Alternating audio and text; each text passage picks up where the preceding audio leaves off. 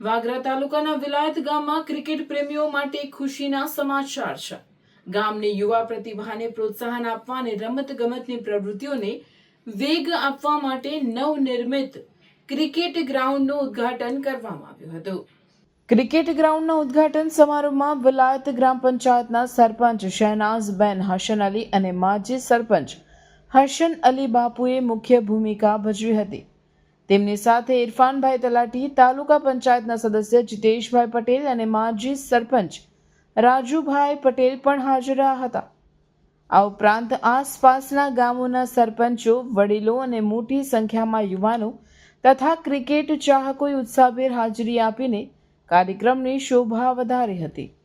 આ ક્રિકેટ ગ્રાઉન્ડનું નિર્માણ ગામના યુવાનોને એક વ્યવસ્થિત અને ઉત્તમ રમતનું મેદાન પૂરું પાડવાના ઉમદા હેતુથી કરવામાં આવ્યું છે.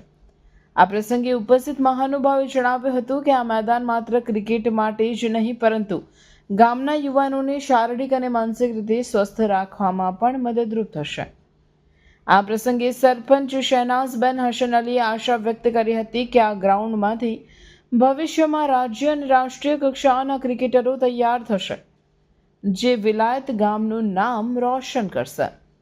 માજી સરપંચ હસન અલી બાપુએ રમતગમત પ્રત્યે યુવાનોને પ્રોત્સાહિત કરવા બદલ ગ્રામ પંચાયતની ટીમને અભિનંદન પાઠવ્યા હતા. નવા ગ્રાઉન્ડના ઉદ્ઘાટનથી સ્થાનિક ક્રિકેટ ટીમો અને યુવાનોમાં ભારે ઉત્સાહ જોવા મળી રહ્યો છે.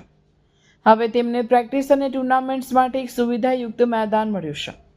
આ પ્રસંગે ઉદ્ઘાટન બાદ એક મૈત્રીપૂર્ણ ક્રિકેટ મેચનું પણ આયોજન કરવામાં આવ્યું હતું, જેનો ક્રિકેટ રસિકોએ ભરપૂર આનંદ લીધો હતો.